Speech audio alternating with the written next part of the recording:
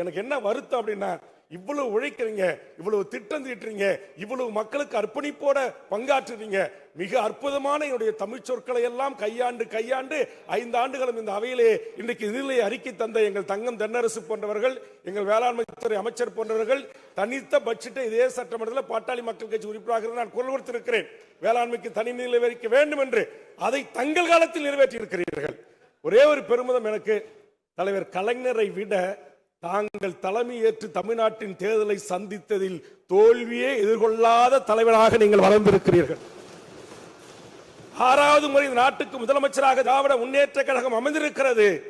7வது முறையும் தலைவர் கலைஞர் அவர்கள் உயிரோடு இருக்கின்ற காலத்தில் தன் பேச்சு, தன் எழுத்து, தன் ஆற்றல் அத்தனையும் பயன்படுத்தி மீண்டும் இந்த தமிழ்நாட்டு மக்கள் மிகப்பெரிய வாய்ப்பை 96 மக்களுக்கான நலத்திட்டங்களை வாரி வழங்கிய மகத்தான அந்த தலைவரை மீண்டும் அமரவிடாமல் தமிழ் சமூகம் தவறவிட்டது. அதுபோன்று தமிழ் சமூகம் தவறவிடக் கூடாது. இந்த உழைப்புக்கும், இந்த திட்டத்துக்கும், இந்த அர்ப்பணிப்புக்கும், இந்த நாட்டுக்கு மக்களுக்கு ஆற்றிய பங்களிப்புக்கும் சரியான ஒரு வாய்ப்பை தமிழ்நாட்டின் அரசியல் வரலாற்றில் உருவாக்காத புதிய வரலாற்றை, தமிழீழ தலைவரால் முடியாததை கூட அரசியல் அதிகார வரலாற்றில் முத்தமிழறிஞர் கலைஞருடைய சாதனையை முறியடிக்கின்ற வகையில் திராவிட முன்னேற்ற கழகம் தொடர்ச்சியாக 2வது முறை தமிழ்நாட்டின் ஆட்சி அதிகாரியில் உங்கள் தலைமையில் ஏறியது, அமர்ந்தது என்கிற வரலாற்றை நீங்கள் உருவாக்க வேண்டும். அதற்கு அதை உள்வாங்கி அதை பக்குவமாக, மிக பணிவாக ஒரு முதலமைச்சருடைய மகன், ஒரு நாட்டுடைய துணை முதலமைச்சர், ஒரு மாபெரும் இயக்கத்தினுடைய லட்சோப லட்ச இளைஞர்களை தன்னகத்துக் கொண்ட ஒரு இளைஞரணியினுடைய செயலாளர், நீங்கள் வகித்த பதவியை வகிக்கின்றேன் என்கிற துளியும் தலக்கணம் இல்லாத ஒரு நாட்டுடைய துணை முதலமைச்சரை பெற்றிருக்கு தந்திருக்கிறீங்க. நான் நேற்றுக்கு பேசும்போதே சொன்னேன், நான் உதயநிதி என்று பல இடங்களில் பேசியிருக்கிறேன். இன்னைக்கு அப்படி பேசுறது கூட ஒருவேளை நம்ம அப்படி சொல்லிடக்கூடாதுன்னு நினைச்சேன். ஆனா இன்னைக்கு லட்சோப லட்ச மாணவர்கள், சாதாரண குக்கிராமத்தில் பிறந்த ஏழை எளிய தாழ்த்தப்பட்ட குடிசையில் பிறந்த குழந்தை செல்வங்கள் கூட இன்றைக்கு உலகளாவிய சாதனைகளாக வந்து இவர்களுடைய கரங்களால் பரிசு வாங்குகின்ற போது சிரித்த முகத்தோட உதயண்ணான்னு குழந்தை செல்வங்கள் கூப்பிடுது. அதில் நான் கூட்டுறது கூட தப்பு இல்லை என்று நான் என்னை தேற்றிக் கொண்டேன். நான் எதற்காக இதை சொல்கிறேன் என்று சொன்னால், உங்களுடைய தலைவர் கலைஞருடைய வளர்ப்பு, உங்களுடைய வளர்ப்பு, அது ஒரு தலைமை பண்பு என்பது அது இயற்கையாகவே அந்த தலைமை, அந்த ஜீன்ல இருந்து அப்படி ஊறி வந்திருக்கு. நான் ஏன்னா சண்டை போட்டிருக்கிறேன் உங்களோட கடந்த 10 ஆண்டு காலம் பாட்டாளி மக்கள் கட்சியில இருந்து எப்படிலாம் போரிட்டு இருப்பேன், எப்படிலாம் சண்டை போட்டிருப்பேன்னு தெரியும் எனக்கு. ஒருபோதும் தலைவர் கலைஞரும் சரி, வேல்முருகன், நான் அவர்கிட்ட பேசினேன், அம்மையார் ஜெயலலிதா அவர்களே 11 முறை உட்கார எழுந்திருக்க ஒரு பதிலடி கொடுத்தேன்.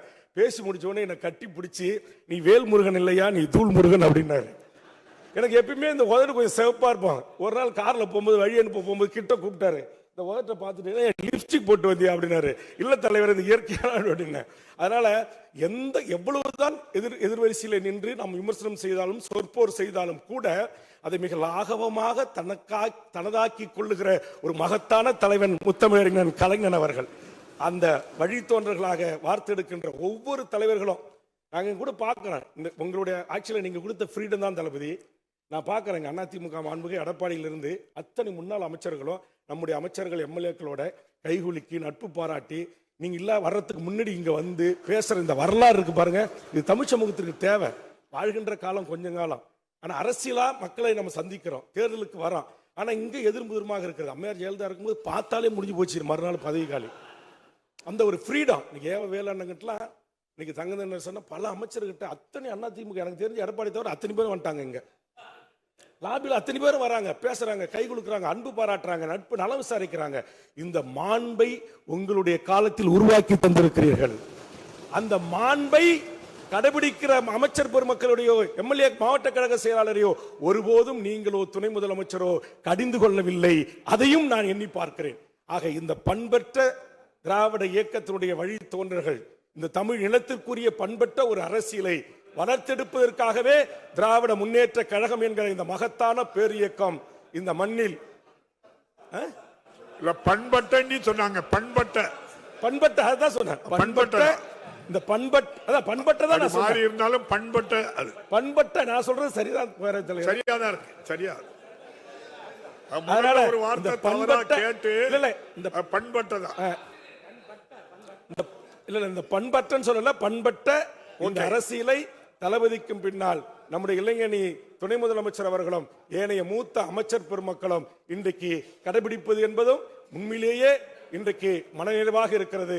அந்த மனநிறைவான இந்த அரசியலை செய்கின்ற திராவிட முன்னேற்ற கழக தலைமையிலான இந்த அரசில் நான் சட்டப்பேரவை உறுப்பினராக இருந்து பணியாற்றி நான் இங்க எல்லா எதிர்க்கட்சி தலைவர்களும் வரவேற்பாங்க. குறிப்பா அதனுடைய தொழிலாளர் சட்டம் ஒற்றையாளா போய் தலைமை கிட்ட சொன்னேன். மறுநாளே கூட்டணி கட்சி தலைவர்கள் எல்லாரும் போய் சொன்னோம், உடனடியா ரத்து. அந்த எதிர்க்கட்சிகளுக்கும் உரிய மாண்போடு சொல்ல வேண்டிய நேரத்தில் அதை ஏற்றுக்கொண்டு அதை ரத்து செய்கின்ற அந்த மனப்பக்குவம் தளபதி உங்களை தவிர யாருக்கும் அது அமையாது. அதே மாதிரி உயர்கல்வித்துறை அமைச்சர் என்னுடைய திராவிட முன்னேற்ற கழகத்தினுடைய ரூம்மேட்ஸ் கோவி செழியன் அவர்களால் கொண்டு வரப்பட்ட அந்த உயர்கல்வித்துறைக்கான அந்த சட்டம் இன்னைக்கு திரும்ப பெற்றிருக்கு. அதே மாதிரி கூட்டணி கட்சி தலைவர்கள் சொன்ன உடனேயே அதை கேட்டு நடைமுறைப்படுத்துறீங்க பாருங்க. இந்த விட்டு கொடுப்பு என்பதுதான் விட்டு கொடுத்தவர்கள் வீழ்ந்ததாக வரலாறு இல்லை, வாழ்ந்ததாக தான் வரலாறு உண்டு.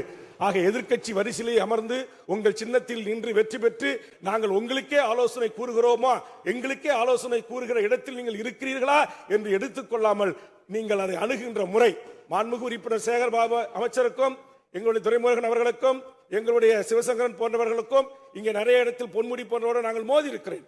இருவருக்கும் நாங்கள் வார்த்தை போர் முட்டி இருக்கிறது. அது இந்த அவையோடு சரி. வெளியே போன பிறகு அவரும் எனக்கு பரஸ்பரம் வணக்கம் சொல்லுகிறார், நானும் அவருக்கு வணக்கம் சொல்கிறோம். இந்த பண்பாட்டை உருவாக்கியது திராவிட இயக்கம், திராவிட முன்னேற்ற கழகம். அதை கட்டி காத்து வருகிறது. ஆக அந்த வகையில் மனநிறைவாக என்னுடைய இந்த சட்டமன்ற பணிகளை நிறைவு செய்து இதற்கு சண்டை போட்டாலும் வாய்ப்பு கொடுத்த எங்களுடைய பேரவை தலைவர், துணைத் தலைவர் அவர்களுக்கும், நம்முடைய அரசு கொறடா அவர்களுக்கும், நம்முடைய அனைத்து அமைச்சர் பெருமக்களுக்கும், அனைத்து சட்டப்பேரவை கட்சியினுடைய தலைவர்களுக்கும், மாண்புமிகு உறுப்பினர் பெருமக்களுக்கும், பத்திரிகை ஊடக நண்பர்களுக்கும், இந்த அவைக்கும் மீண்டும் ஒரு முறை உங்களை போன்ற உழைப்பாளிகள், உங்களை போன்ற மக்களை குறித்து சிந்திக்கக்கூடியவர்கள் இந்த வயதிலையும் இன்றைக்கு தமிழ்நாடு முழுவதும் அது எப்படிதான் சாத்தியமோ தெரியல.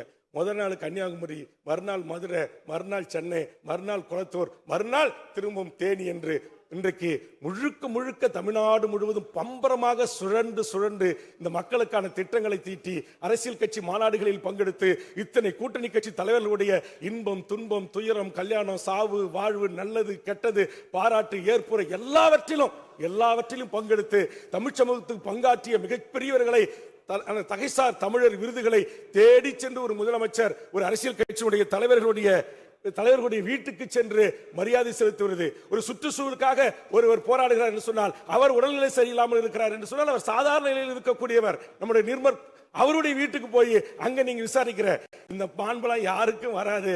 அது வந்தது தலைவர் கலைஞர் வழிவந்த உங்களுக்கு வந்திருக்கிறது. எல்லாவற்றிற்கும் மேலாக தலைவர் கலைஞர் அவர்கள் எனக்கு அரசு உறுதிமொழி குழு தலைவர் பதவி தந்தார். அதே பதவியை மீண்டும் 2 ஆண்டு காலம் நம்முடைய தளபதி அவர்களுக்கு எனக்கு தந்து தமிழ்நாட்டின் 38 மாவட்ட ஆட்சித்தலைவர்களோடு அரசுமுறை பயணங்களை மேற்கொண்டு என் சக குழுவுடைய உறுப்பினர்களோடு வெற்றிகரமாக அந்த ஆய்வறிக்கைகளை எல்லாம் இந்த பேரவையில் நான் தாக்கல் செய்கின்ற வாய்ப்பை எனக்கு 3வது முறை வழங்கிய நம்முடைய தளபதி அவர்களுக்கும் இந்த அமைச்சரவைக்கும் துணை முதலமைச்சருக்கும் மீண்டும் ஒரு முறை என் நெஞ்சம் நிறைந்த நன்றியை கூறி நிறைவு செய்கிறேன். நன்றி. தெரிந்து கொள்ள கீழ்கண்ட கேபிள் மற்றும் டிடிஎச் நெட்வொர்க்குகளில் எம் நாடு செய்தி தொலைக்காட்சியை காணுங்கள். பாதகம் செய்பவரை கண்டால் நாம் பயம் கொள்ளலாகாது பாப்பா. மோதி மிதித்து விடு பாப்பா, அவர் முகத்தில் உமிழ்ந்து விடு பாப்பா. அண்மை செய்திகளை உடனுக்குடன் தெரிந்து கொள்ள இணைந்திருங்கள் எம் நாடு தொலைக்காட்சியுடன்.